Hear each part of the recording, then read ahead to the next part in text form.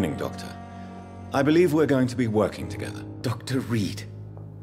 Dr. Swansea informed us of your arrival, but I could not dare to believe we'd have such good fortune. Such an honor, sir. Thank you. And you are? I am Thoreau Strickland, Dr. Thoreau Strickland. I'm a great admirer of your work, Dr. Reed.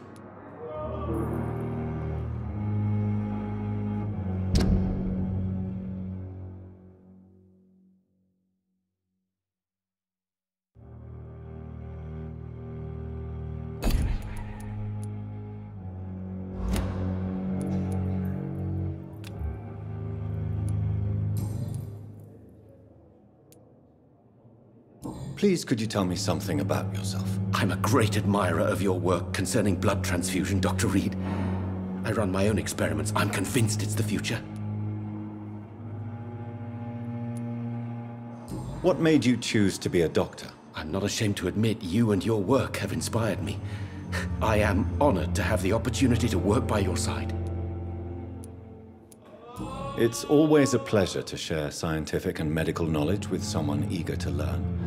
I'll be glad to help you if I can. This epidemic may be the century's most terrible disaster, but I'm convinced that we, as doctors, are the only ones able to defeat it.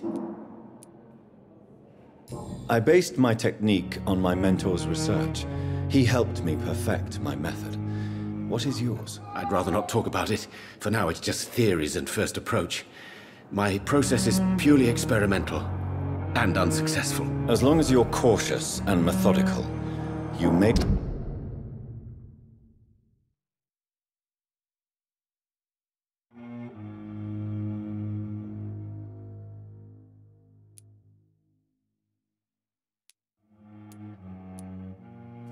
You remain empty-handed, but you won't fail. You're not the first one to warn me, but I am convinced knowledge is the main weapon against the ravages of this epidemic. What can you tell me about the Pembroke? Well, it has always been an honor to work with Dr. Swansea. But with your arrival, I can't think of a better opportunity to learn about blood transfusion. You seem quite optimistic. It's a rare and precious attitude in these difficult times. I'm convinced that this epidemic is a test of endurance and dedication for us men of science. Questions remain about our capacity to resolve the situation. True. Last summer, during the first wave of the epidemic, I used to joke with Milton about the extra work. We're not smiling now. Do you need help with anything in particular? Well, yes, maybe. I'm waiting for a batch of products I ordered for my personal research, yet my supplier seems to have vanished. Do you want me to play the errand boy for you? Oh no, Dr. Reed. But if you went personally to his shop, what with your reputation and all, he wouldn't dare to refuse the products I need. I see. Well, give me the address, for I may pass by if I have time.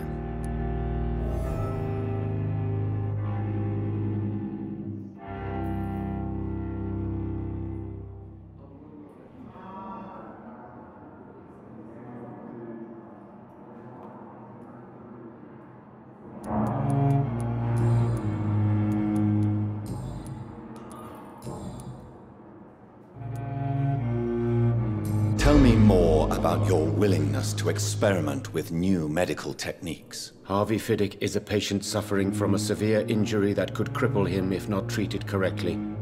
I'm convinced your blood transfusion technique could help him. What is it you really want? To save him, or to prove your point? Fair question. I want nothing but to save my patient, Dr. Reed. Especially since I know Mr. Fiddick's story.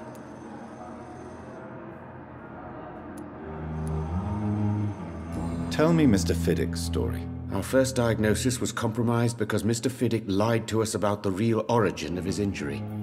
He first claimed it was an accident. But why would he hide such crucial information from us? Because he is a proud father, ashamed of putting his children at risk because of his own negligence.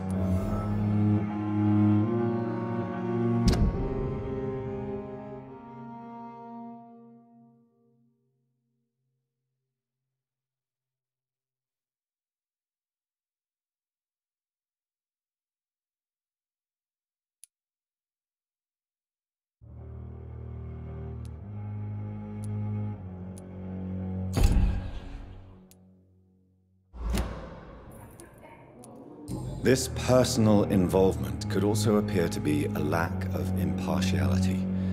You must know that a good surgeon must remain neutral. I agree. But that does not excuse Dr. Ackroyd's behavior. A man who did not even take time to converse with his patient. Do you think keeping his distance was a mistake? All I know is that I'm taking care of human beings with desires, hopes, and fears. Not some biological machine comprised of blood, bones, and flesh.